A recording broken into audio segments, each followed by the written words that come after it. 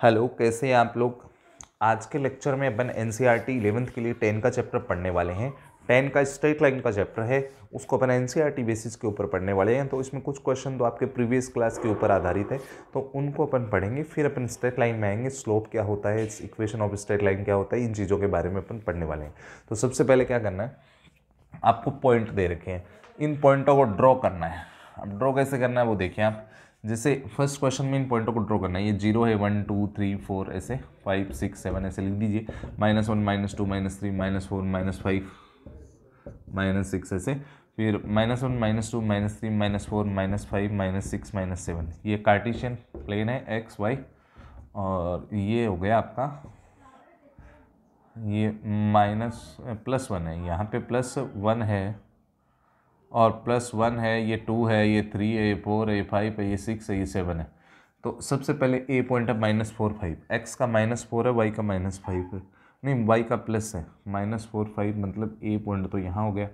फिर B point -4 5 है, B point है 0 7, बी पॉइंट 0 7 यहाँ हो गया, ये 0 7 हो गया, ये बी पॉइंट हो गया। फिर सी पॉइंट है 5 -5 5 -5, एक्स का 5 है, वाई का -5, एक्स का 5 वाई का -5 मतलब ये आपका पॉइंट हो गया सी 5 -5। फिर डी पॉइंट है -4 -2, एक्स का -4 है और वाई का -2 है, एक्स का -4 और वाई का, एक्स का -4 हो गया और वाई का -2 है, मतलब ये बन गया।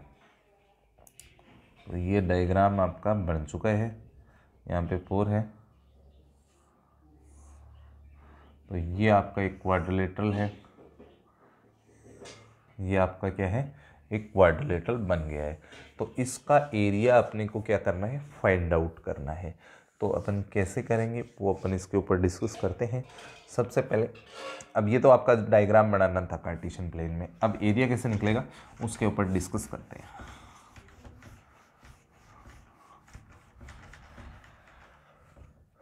देखो सबसे पहले इस डायग्राम को बना लेते हैं। ए बी और सी और डी, ए के पॉइंट लिख दिए -4 5, बी के पॉइंट है 0 7, डी के पॉइंट है 5 -5 और सी के पॉइंट 5 -5 और डी के -4 -2। अब अपने को एरिया ऑफ केवल ट्राइंगल आता है, तो अपन इसको दो ट्राइंगल में बांट देंगे।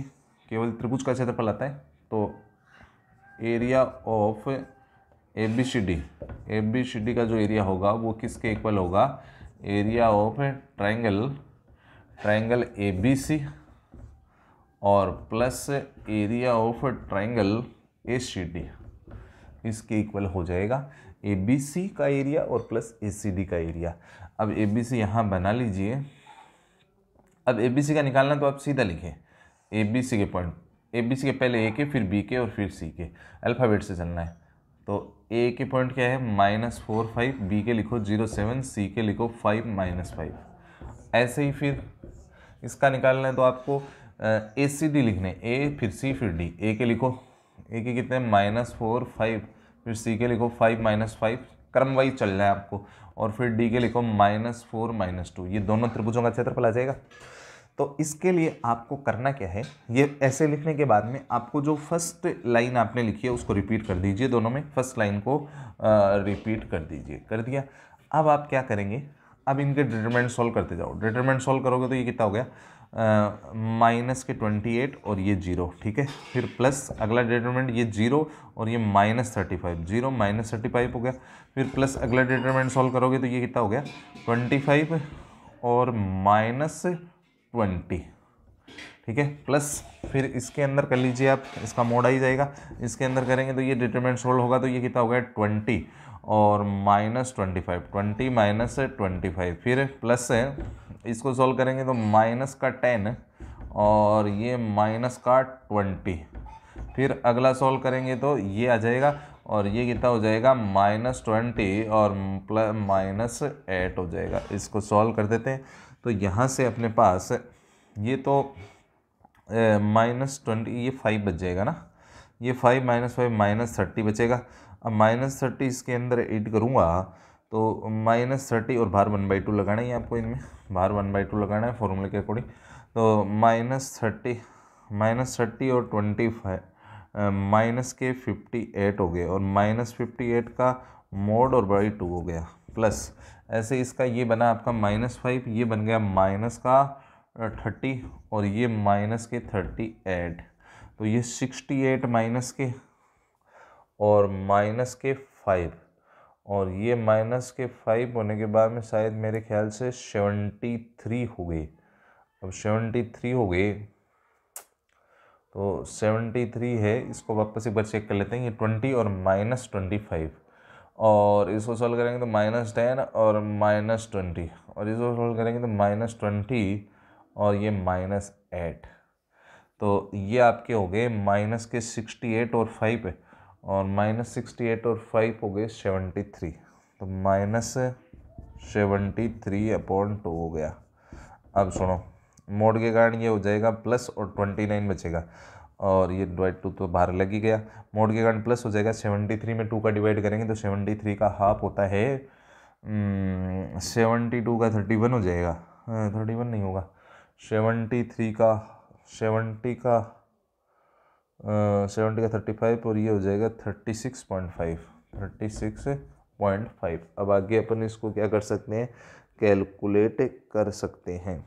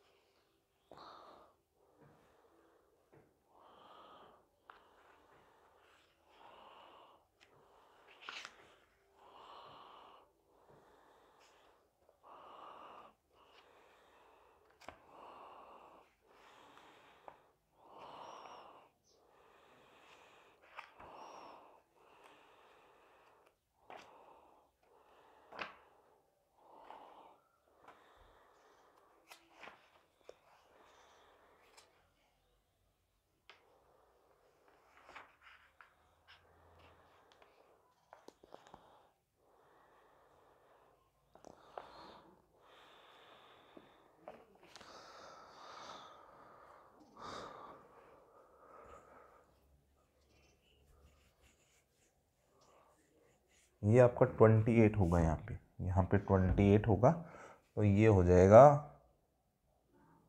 63 और ये बनेगा 31.5, तो अब ये आपका हो जाएगा कितना 60.5। उम्मीद करते हैं समझ में आया होगा। नेक्स्ट क्वेश्चन करते हैं।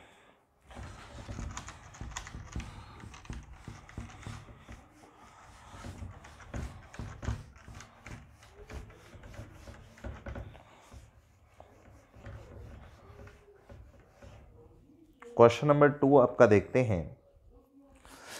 The base of an equilateral triangle with side 2a lie along the y-axis that the midpoint of the base is at the origin. Find the vertex of triangle। एक इक्विलेटरल ट्राइंगल है, मतलब एक समबाहु त्रिभुज है। ये आपका एक्स एक्सिस है, ये वाई एक्सिस है और उसका जो बेस है, बेस का मतलब उसका आधार जो है समबाहु त्रिभुज का, इक्विलेटरल ट्राइंगल का, वो वाई एक्सिस के ऊपर है।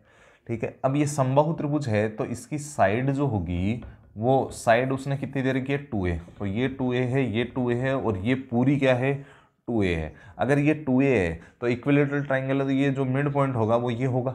अगर ये मिड पॉइंट है तो ये ऊपर वाला क्या हो गया a और ये भी क्या हो गया a, ये भी हो गया a।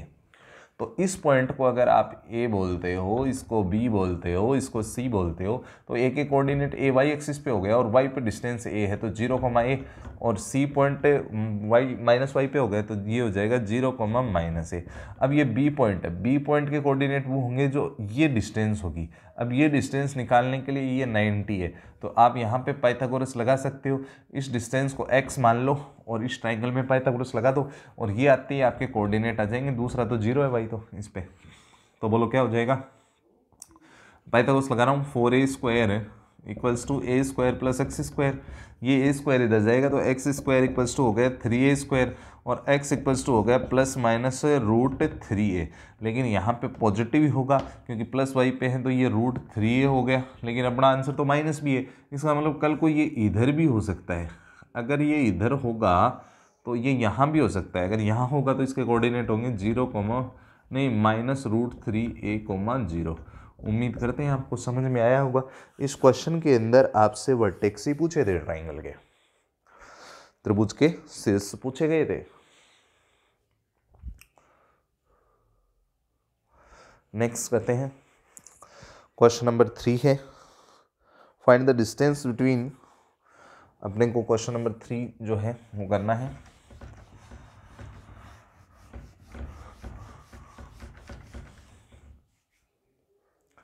क्वेश्चन नंबर जो 3 है वो करते हैं। थर्ड क्वेश्चन के अंदर क्या बोला गया है, the distance between P and Q और PQ parallel to y axis है। तो जैसे ये आपका एक्स एक्सिस है, ये वाई एक्सिस है, ऐसे P और Q कोई पॉइंट है।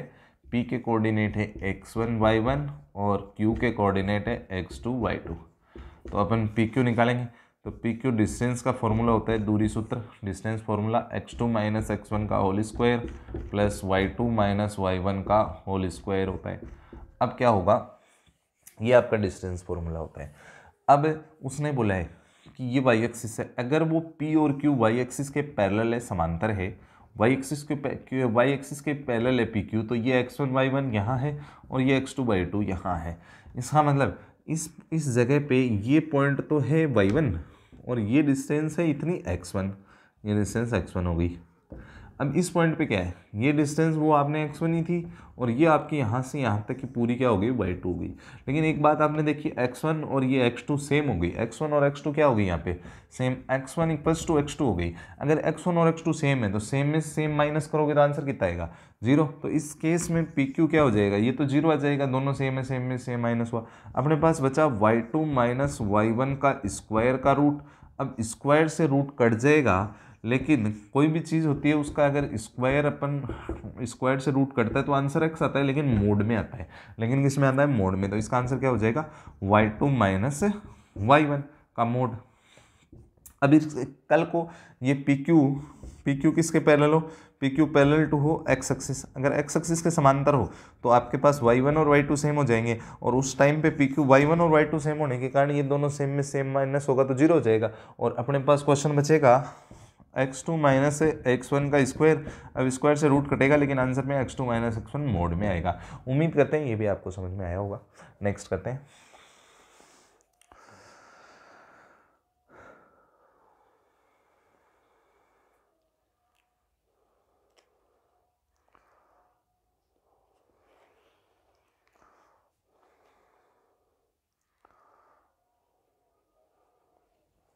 Question number 4।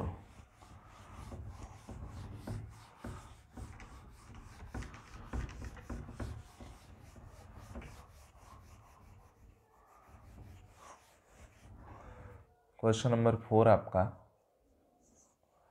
है,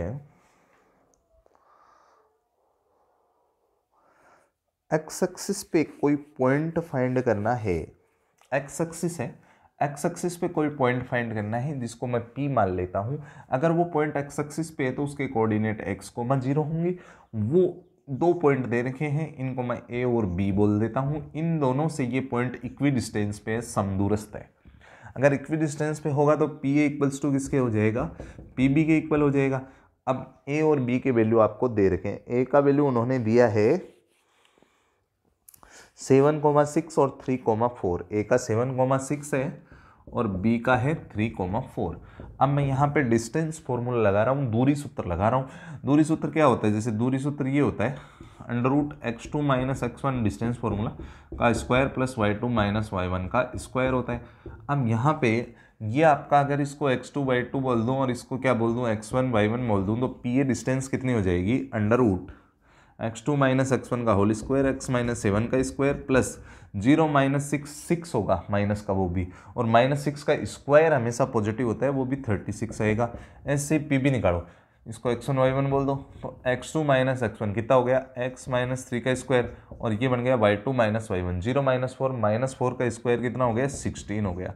समझ में आया होगा इतना। अब रूट स्क्वायरिंग करके रूट को काट देता हूँ, स्क्वायरिंग करके रूट को रूट से काट दिया, इसका स्क्वायर ओपन कर दिया, स्क्वायर ओपन करूँगा तो a² - 2ab और प्लस b² और प्लस 36 hd, ऐसे इसका स्क्वायर क्या हो गया, x² + 9 - 6x और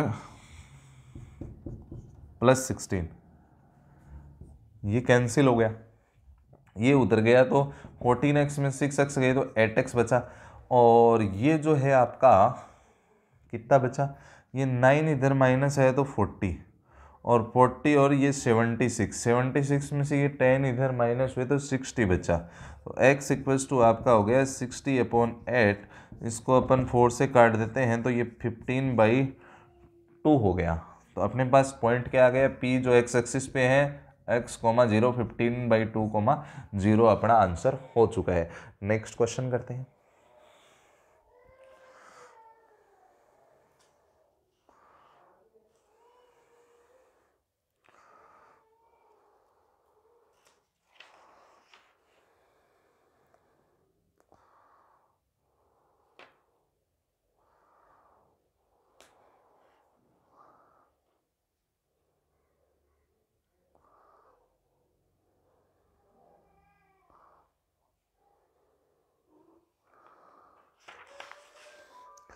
अब आगे करते हैं नेक्स्ट क्वेश्चन।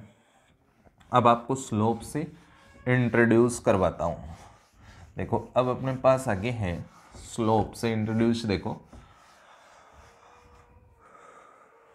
स्लोप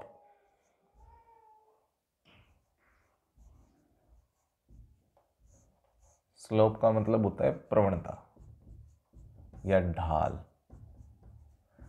किसी लाइन की स्लोप जो होती है ना, ये कोई लाइन है, इसकी स्लोप आपको निकालनी है, तो इसका एक्स एक्सिस है, एक्स एक्सिस जो है उसकी पॉजिटिव डायरेक्शन से एंगल निकाल लो थीटा, और फिर उसको m = स्लोप को m बोलते हैं, m = tan थीटा में रख दो।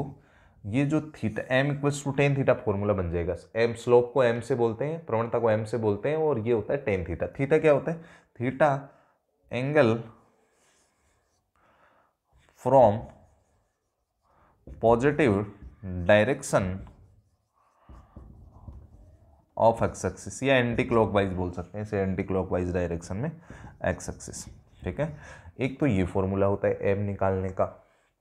दूसरा जो चीज़ है, दूसरा स्लोप निकालने के लिए एक फॉर्मूला ये भी होता है। जैसे ये कोई लाइन है, इसके पॉइंट दे रखे हैं x1/1 और इसके यहाँ पे पॉइंट दे रखे हैं x2/2, तो इस लाइन की स्लोप निकालनी हो, ढाल निकालनी हो, तो एक फॉर्मूला लगता है y2 - y1 x2 - x1। इस फॉर्मूले से भी स्लोप निकाल सकते हैं। फिर तीसरी चीज़ जो होती है वो एक फॉर्मूला होता है एंगल बिटवीन टू लाइन्स, दो रेखाओं के मध्य कोण। इसका फार्मूला होता है tan θ = m2 - m1/1 + m1 m2। ये फॉर्मूला होता है। कल को अगर थीटा एक्यूट हो, 90 से छोटा हो, न्यून कोण हो, तो यहाँ पे मोड लगा दिया जाता है, वरना नॉर्मली सॉल्व करते हैं। इसका कारण ये होता है कि अगर एक्यूट एंगल है तो ये एंगल बनेगा, और ऑब्ट्यूज है तो ये भी बनेगा, दोनों लाइनों के बीच में तो दो प्रकार के एंगल हो गए। हालांकि ये और ये दोनों, तो ये तो इसके सेम हो जाएगा, ये इसके सेम हो जाएगा, लेकिन दो लाइनों के बीच में दो प्रकार के एंगल बनते हैं। चलो अब आगे करते हैं।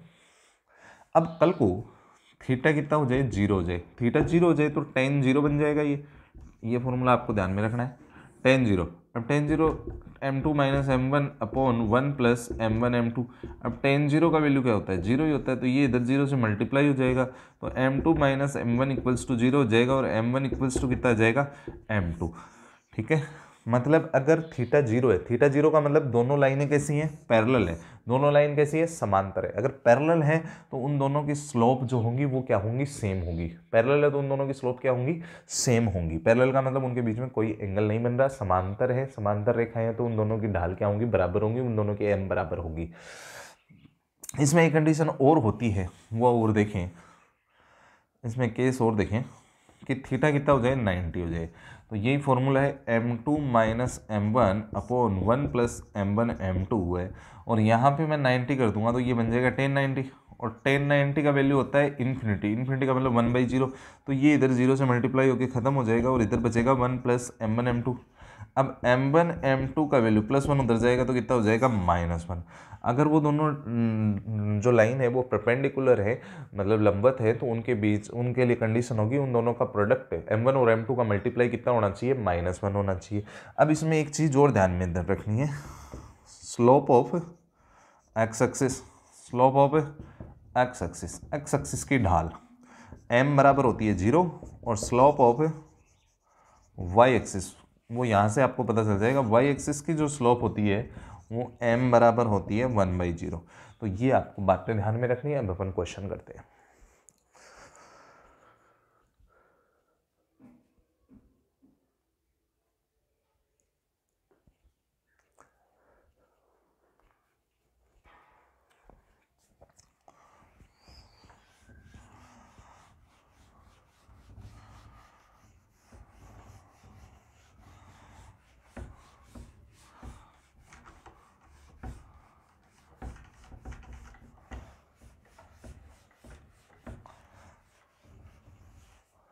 क्वेश्चन नंबर 5 करते हैं। अपने पास क्वेश्चन नंबर 5 जो है वो ये है कि find the slope of A line which passes through the origin. कोई लाइन है, क्वेश्चन नंबर जो 5 है उसके अंदर कोई लाइन है जो ओरिजिन से या मूल बिंदु से पास हो रही है, ठीक है। फिर उसके बाद में उसने बोला है and the mid point of the line segment joining the P and Q. P और क्यू दे रखा है, पी और क्यू आपको दे रखा है, ये पी है 0,-4 और क्यू आपको दे रखा है 8,0। 8,0 पी और क्यू है 8,0। इसका मिड पॉइंट है। अब इसका मिड पॉइंट जो होगा वो दूसरा पॉइंट है इस लाइन का। मिड पॉइंट का मतलब मध्य बिंदु। मध्य बिंदु कैसे निकालेंगे मिड पॉइंट, इन दोनों को प्लस करके 2 का डिवाइड और इन दोनों को प्लस करके 2 का डिवाइड। तो ये लाइन अब आपकी बन गई है और इस लाइन की स्लोप निकालनी है। स्लोप का मतलब ढाल, ढाल निकालनी है, प्रवणता निकालनी है। तो m इक्वल्स टू फार्मूला होता है y2 minus y1 upon x2 minus x1। तो ये आपका x1 y1 हो गया और ये क्या हो गया x2 y2। फॉर्मूले में वैल्यू रखेंगे -2 - 0 -2 और 4 - 0 कितना हो गया 4। तो ये आपका आंसर आ गया -1/2। उम्मीद करते हैं आपको समझ में आया होगा।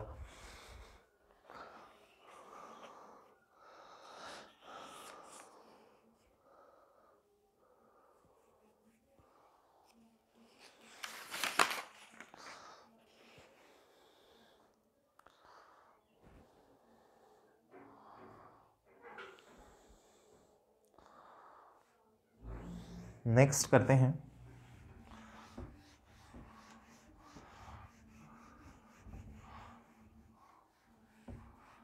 नेक्स्ट क्वेश्चन करते हैं क्वेश्चन नंबर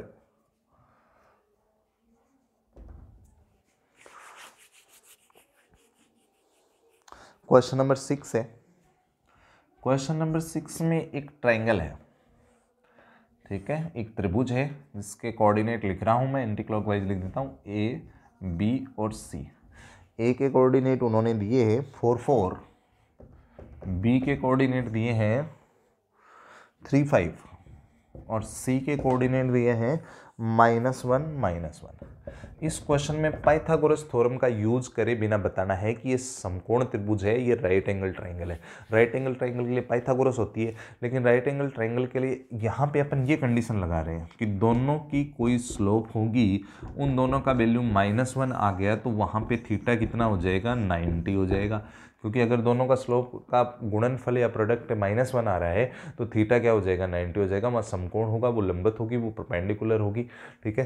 तो मैं जैसे कोई भी दो की स्लोप निकाल लेता हूँ, इसकी निकाल लूँ और इसकी निकाल लूँ। तो स्लोप के लिए इसको मैंने बोल दिया x1 y1 और इसको क्या बोल दिया x2 y2। तो बोलो y2 माइनस y1, तो 5 माइनस 1 कितना हो गया 1 अपॉन x2 माइनस x1, ये हो गया -1। ऐसे इसकी निकाल दूँ, इसको x2 y2 बोल देता हूँ। तो y2 माइनस y1 -5 और x2 minus x1, formula m का ये होता है y2 minus y1 upon x2 minus x1 होता है। ठीक है, तो ये यहाँ पे लगाते हैं x2 माइनस x1 मतलब -5 आ गया, ये आ गया आपका +1 और ये कितना आ गया -1। अगर इन दोनों, इसको मैं m1 बोल दूँ, इसको m2 बोल दूँ, तो m1 इंटू m2 अगर करूँ तो ये आपका -1 इंटू 1 कितना आ जाएगा -1। अगर m1 m2 का मल्टीप्लाई -1 आ रहा है तो थीटा वहाँ पे कितना है, उन दोनों के बीच में थीटा 90 है, तो यहाँ पे थीटा क्या हो गया 90, मतलब ये कैसा ट्रायंगल हो गया, समकोण त्रिभुज हो गया, राइट एंगल ट्रायंगल हो गया। उम्मीद करते हैं ये क्वेश्चन भी आपको समझ में आया होगा। नेक्स्ट करते हैं।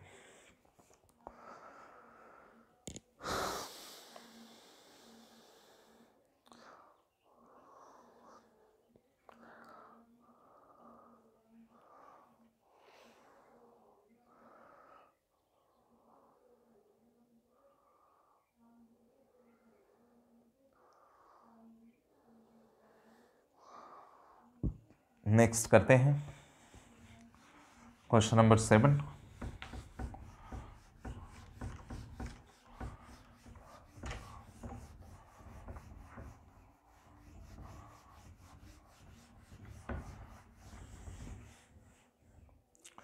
क्वेश्चन नंबर आपका 7 है। 7 का क्वेश्चन आपका है कि find the slope of line which makes an angle of 30 degree with the positive direction of y axis और मेजर्ड एंटी क्लॉकवाइज। ये एक्स एक्सिस है, ये वाई एक्सिस है। कोई लाइन है जो वाई एक्सिस से, ये वाई एक्सिस है, इससे एंटी क्लॉकवाइज, ये क्लॉकवाइज होता है, एंटी क्लॉकवाइज 30 डिग्री बना रही है। एंटी क्लॉकवाइज कितना बना रही है 30 डिग्री बना रही है। तो अपने को इसकी स्लोप निकालनी है। एंटी क्लॉकवाइज का मतलब वामावर्त 30 डिग्री बना रही है वाई एक्सिस से। अगर क्लॉकवाइज बनाती है तो इधर बनता 30 डिग्री, अगर एंटी क्लॉकवाइज बना रही है तो इधर बनेगा। ठीक है, वाई एक्सिस से बन रहा है। लेकिन एम का फॉर्मूला होता है टेन थीटा, और ये जो थीटा होता है वो एक्स एक्सिस की पॉजिटिव डायरेक्शन से एंगल होता है। तो एक्स एक्सिस से इस पूरा एंगल कितना होगा ये अपने को देखना पड़ेगा, तो वो अपना थीटा होगा। तो थीटा कितना हो जाएगा, ये 30 ये है, 90 ये हो गया, तो थीटा 120 हो गया। अब थीटा 120 हो गया तो m इक्वल्स टू 10 120 हो गया।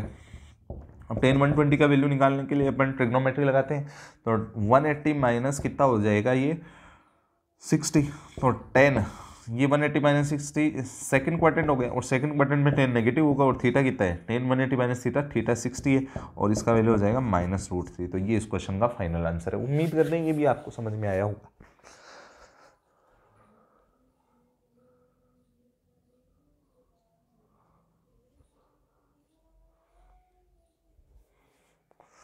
नेक्स्ट करते हैं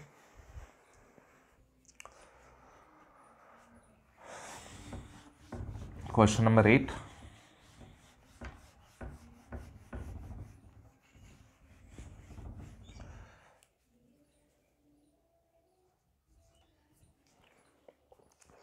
क्वेश्चन नंबर 8 जो आपका है, अपने पास 3 पॉइंट है, 3 पॉइंट है x, -1, फिर है 2, 1, 2, 1, और फिर अपने पास अगला पॉइंट है 2, 1 के बाद में है 4, 5, 4, 5। इसने बोला है कोलिनियर। कोलिनियर, कोलिनियर का मतलब ये कोलिनियर है, सरेख है। कोलिनियर का मतलब होता है, सरेख का मतलब होता है तीनों पॉइंट एक ही लाइन पे हो। तीनों पॉइंट कहाँ है, एक ही लाइन पे है। अगर एक ही लाइन पे होगा तो एक लाइन की स्लोप हमेशा सेम होती है, एक लाइन की ढाल हमेशा सेम होती है, तो मैं इसकी स्लोप सेम करूंगा, बस यही फिनोमिना लगाऊंगा। तो ये पूरी एक लाइन है, तो इतनी जो स्लोप होगी उतनी स्लोप सेम होगी, मतलब स्लोप पूरी लाइन पे कहीं भी सेम होती है। तो मैं ऐसे लिख रहा हूँ slope of A B equals to slope of B C. अब स्लोप का फार्मूला आपको मालूम है क्या होता है, y2 माइनस y1 अपॉन क्या होता है x2 माइनस x1। तो ए बी की स्लोप निकालने के लिए x1 y1 इसको लिख दूँ, x2 y2 इसको लिख दूँ, तो y2 माइनस y1 तो ये हो गया 2 upon x2 minus x1, 2 minus x हो गया। ऐसे ही इसको आप x1 y1 बोल दो, और इसको क्या बोल दो x2 y2। तो स्लोप निकालें, ढाल निकालें, y2 माइनस y1 कितना हो गया 4 अपॉन x2 माइनस x1 कितना हो गया 2। तो अपने पास आ गया 2 अपॉन 2 माइनस एक्स, इसको काटा तो ये 2 हो गया, ये इधर मल्टीप्लाई हो गया, 2 इक्वल्स टू 4 माइनस 2x हो गया, 2x को इधर ले आया तो 4 माइनस 2 2 हो गया, 2 नीचे गया तो x का वैल्यू अपने पास कितना आ गया 1 आ गया।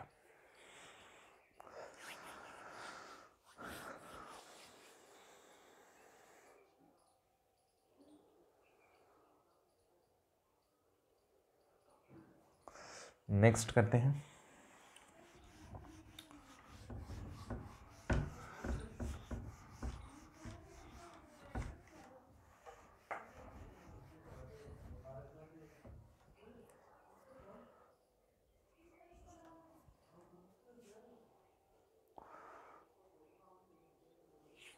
अपने पास कोई भी क्वाड्रिलेटरल है ए बी सी और डी। ए के पॉइंट कितने हैं -2, -1, -2, -1। बी के पॉइंट है 4, 0, बी के पॉइंट है 4, 0, सी के पॉइंट है 3, 3 और डी के पॉइंट है -3, 2। अपने को बताना है कि ये एक समांतर चतुर्भुज होगा, ये एक पैरेललोग्राम होगा। ये क्या होगा? पैरेललोग्राम होगा।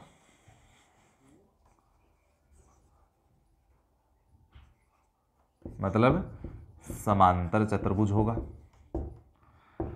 तो क्या करना है आपको? सबसे पहले आपको इन सब की स्लोप निकालनी है। अगर पैरेलल हुई तो स्लोप सेम होगी, इसकी और इसकी स्लोप सेम आनी चाहिए और इसकी और इसकी स्लोप सेम आनी चाहिए। तो मैं इसकी स्लोप निकाल लेता हूँ। इसकी क्या होगी? y2 minus y1 upon x2 minus x1। इसकी स्लोप निकल गई। ऐसे इसकी निकाल लो, किसी को भी इसको x2 y2 बोल दो और इसको x1 y1 बोल दो। तो x2 माइनस x1 कितना है 1 और अपॉन y2 माइनस y1 6। तो इन दोनों की स्लोप सेम आ गई। अगर दोनों की स्लोप सेम आ जाती है तो ए बी किसके पैरेलल हो गई? सी डी के। ए बी और सी डी पैरेलल हो गई आपकी। अब इन दोनों की स्लोप निकाल दो। तो इसको तो आप बोल दो x2 y2 और इसको x1 y1 बोल दो। तो इसकी एम बोलो क्या होगी? y2 minus y1 minus 3 upon x2 minus x1, ये 1 होगी। ऐसे इसकी सेम आनी चाहिए तब ये समांतर चतुर्भुज होगा, पैरेललोग्राम होगा। तो इसकी जैसे करेंगे तो y2 माइनस y1, जैसे इसको 2 ये +3 हो गया और डिवाइड बाई ये हो गया -3 और ये हो गया +2, तो ये -1 आएगा। तो इन ये दोनों सेम आ गई। इसका मतलब ए डी जो है वो स्लोप सेम आने का मतलब वो दोनों पैरेलल हो गई। एक चीज़ और कर लो बस, इसको m1 इसको m2 बोल दो। तो m1 m2 और इसको m3 बोल दो, इसको m4 बोल दो। ठीक है, तो m1 और m2 का मल्टीप्लाई अगर -1 आ गया तो वो क्या है?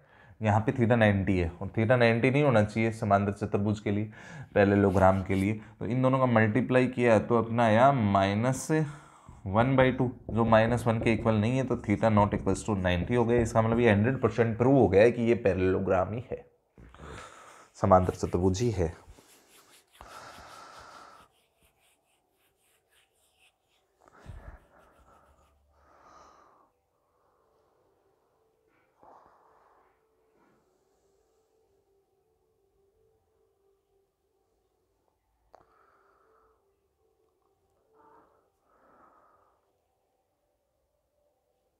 अगला करते हैं।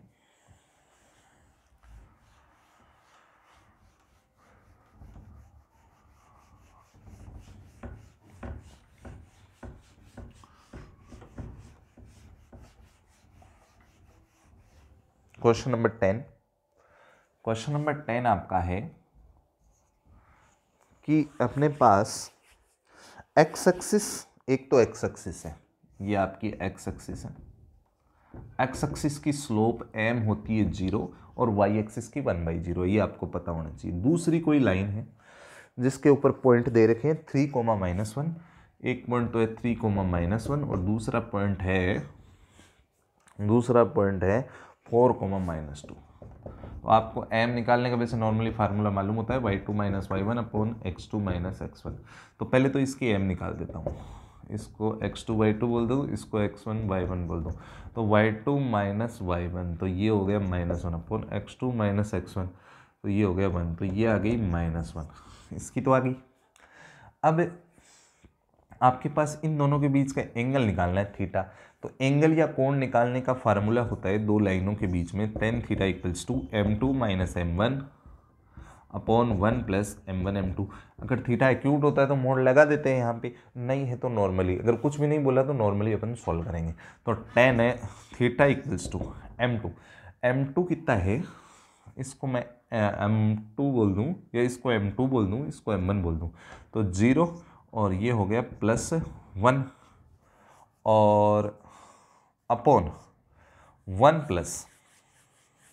Plus m1 into m2। अब इसको इंटू करेंगे तो अपना आंसर क्या आ जाएगा, ये 1 आ जाएगा। ठीक है, एक केस तो ये हो सकता है। कल को इसको अपन बोल दें कि ये जो है, ये अपनी स्लोप जो है, इसको अपन m1 बोल दें और इसको क्या बोल दें m2, तो इससे tan थीटा क्या आएगा, tan थीटा आएगा -1 -0 और अपॉन 1 आ जाएगा, मतलब यहाँ से tan थीटा इक्वल्स टू -1 आएगा। तो मैंने बोला था कोई भी दो लाइनें होती हैं उनके बीच में एक तो ये भी बनता है थीटा और एक ये भी बनता है, दोनों टाइप के बनते हैं। तो इसने tan थीटा इक्वल्स टू 1 लिखा, तो यहाँ से थीटा तो आ गया 45, मतलब 45 डिग्री, और अगर ये -1 है इसका मतलब सेकंड क्वाड्रेंट में, तो थीटा कितना हो गया 180 - 45।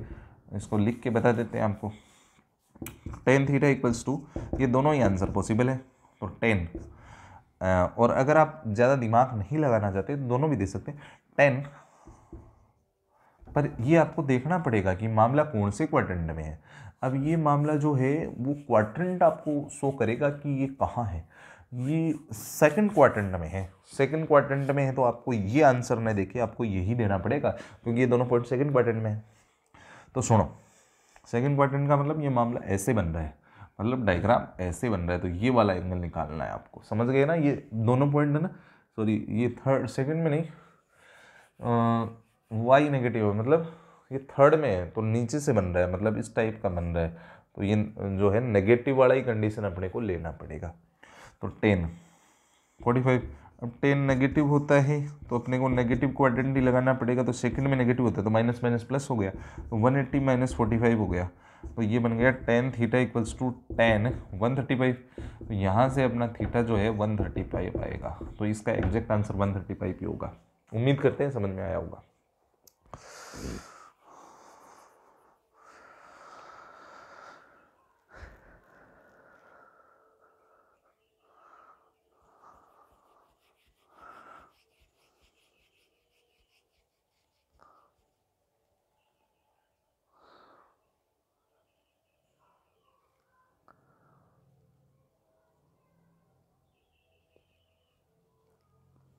अगला करते हैं क्वेश्चन नंबर 11।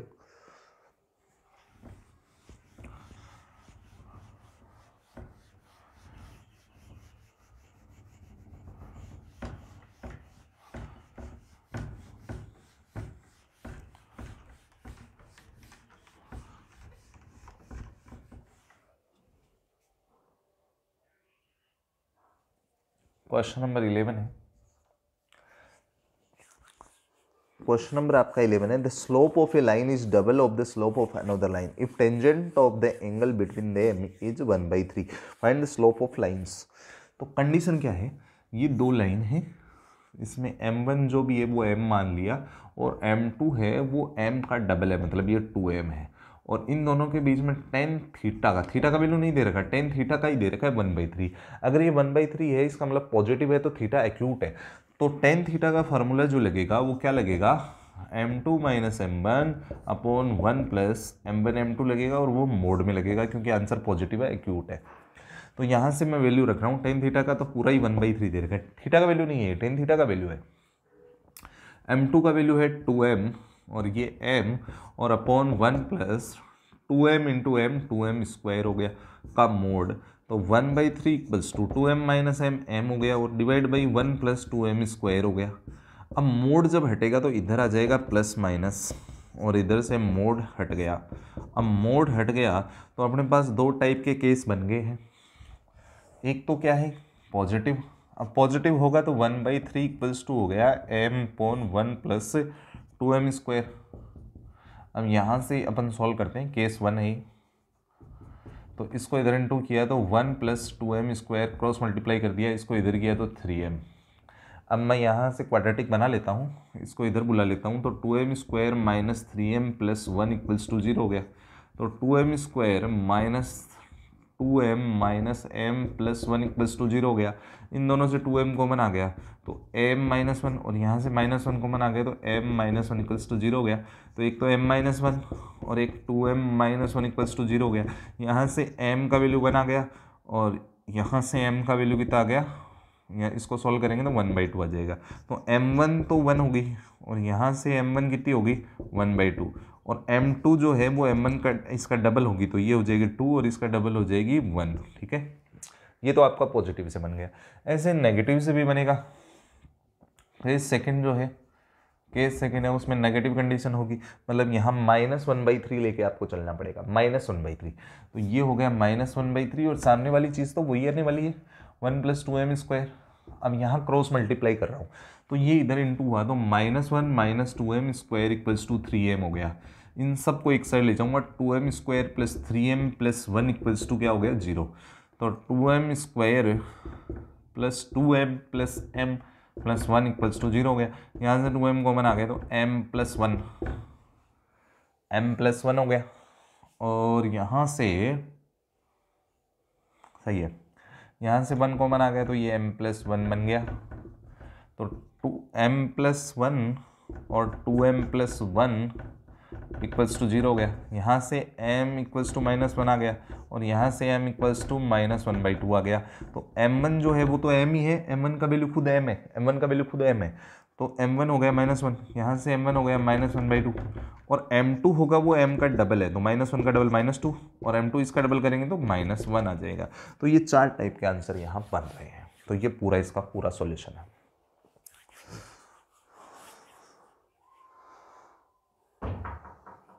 नेक्स्ट करते हैं क्वेश्चन नंबर, अपने को करना है 12। क्वेश्चन नंबर 12 करते हैं।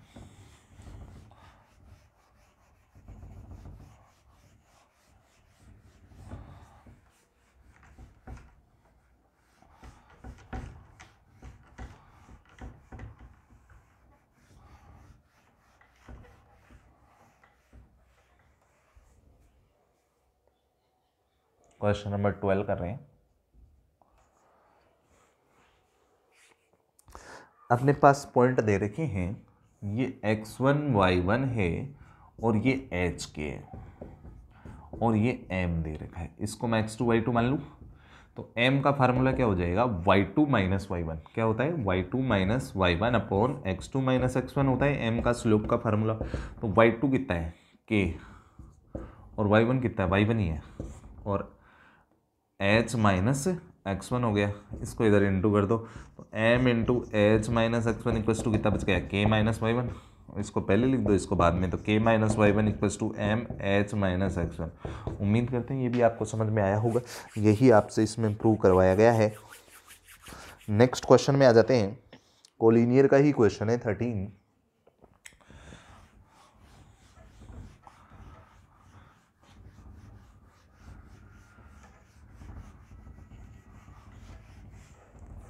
क्वेश्चन नंबर 13 है। अपने पास पॉइंट दे रखे हैं 3, A, B और C। ये A, B और C है, पॉइंट दे रखे हैं H0 A, B, H0 A, B और 0, K। ये तीनों एक ही लाइन पर है। तीनों एक ही लाइन का मतलब कोलिनियर है। कोलिनियर होता है तो इतनी स्लोप और इतनी स्लोप सेम होगी, मतलब पूरी लाइन की स्लोप सेम होती है। तो मैं कंडीशन लगा दूंगा slope of A B equals to slope of B C. अब ये कंडीशन लगा हुआ तो ये x1 y1 बोल देता हूँ और इसको क्या बोल देता हूँ x2 y2। तो स्लोप निकालते हैं। स्लोप m का फॉर्मूला वैसे नॉर्मली आपको मालूम होगा y2 minus y1 upon x2 minus x1 है। तो y2 माइनस y1 करते हैं, 0 माइनस 0 0, h कोमा ए कोमा बी होना चाहिए। एक बार चेक कर लेते हैं क्वेश्चन। ये है H0 AB, ये AB है, तो ये बनेगा B minus 0 x2 minus x1 A minus H, और ये क्या हो जाएगा, इसको मैं बोल देता हूँ, अब इसकी निकालने के लिए BC की निकालनी है तो इसको x1 y1 और इसको x2 y2 बोल देता हूँ। तो फॉर्मूला गया y2 minus y1 upon x2 minus x1, B हो गया, ये माइनस ए हो गया। इसको इधर क्रॉस मल्टीप्लाई किया माइनस ए बी, और इसको किया तो ए के माइनस ए बी और माइनस एच के और प्लस बी एच। तो ये जो है माइनस ए बी कैंसिल हो गया, ए के और बी एच को तो उधर ही रखा और माइनस एच के इधर ले आया, प्लस एच के हो गया। अब यहाँ आपको उसने प्रूव कराने में यहाँ 1 मांगा है, यहाँ पे क्या मांगा है 1 मांगा है इसने, मैंने एच के का क्या कर दिया इसमें डिवाइड कर दिया, एच के का इसमें क्या लग गया डिवाइड, और डिवाइड लगते ये यहाँ से कैंसिल हो गया, ये यहाँ से कैंसिल हो गया, ये आंसर अपना आ गया यहाँ से finally a upon h plus b upon k equals to 1 आ गया।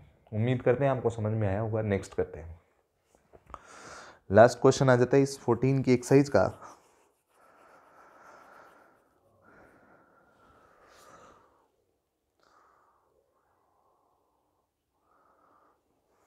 फोर्टीन की एक्सरसाइज का एक लास्ट क्वेश्चन करते हैं।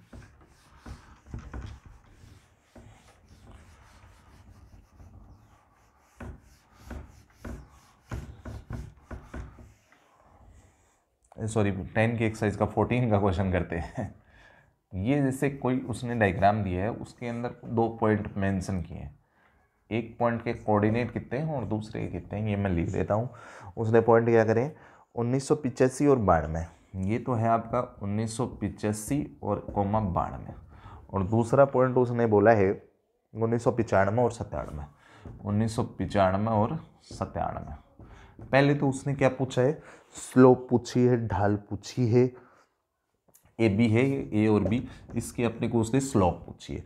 तो इसको मैंने x1 y1 और इसको x2 y2 बोल दिया। तो m का फार्मूला क्या होता है y2 minus y1 upon x2 minus x1 होता है। तो स्लोप निकाल देते हैं, तो 97 माइनस 92 5 और डिवाइड बाई इसमें से इसको माइनस किया तो ये बन गया कितना, ये तो 5 ही बना ना, हाँ ये आपका बच गया 10। तो इसका आंसर आ गया 1/2, m तो आ गई 1/2। उसके बाद में इसमें है ना, इस क्वेश्चन को करने के लिए उसने बोला 2010 जो होगा, 2010 में पॉपुलेशन कितनी होगी, 2010 ही बोला है क्या उसने, 2010 में कितनी पॉपुलेशन होगी ये पूछा है। इसके लिए आपको पहले इक्वेशन ऑफ लाइन पता होना चाहिए। इक्वेशन ऑफ लाइन का फार्मूला होता है y minus y1 equals to m x minus x1। इसके अंदर आपको y1 x1 y1 का और m का वैल्यू डालना होता है। तो वैल्यू डाल दूंगा, y माइनस y1 का है 92, m का वैल्यू 1/2 और x माइनस x1 का है 1985। अब उसने बोला है 2010 में, तो 2010 ये ईयर वाली जो चीज़ है ना वो x में काम आ रही है। तो आप इस इक्वेशन के अंदर पुट करोगे x में 2010 के अंदर कितनी पॉपुलेशन होगी उसने पूछा है, तो x की जगह 2010 वैल्यू पुट कर देता हूँ। तो y माइनस 92 इक्वल्स टू 1/2, ये 2010 x की जगह रखोगे तो ये बचेगा कितना 25 और ये y माइनस 92 इक्वल्स टू ये बच जाएगा आपका 12.5, ये उधर जाएगा तो y इक्वल्स टू ये आपका हो जाएगा 104.5 करोड़। करोड़ में मामला है तो करोड़ में आंसर आ जाएगा। उम्मीद करते हैं आपको 10.1 अच्छे से समझ में आया होगा। Thank you.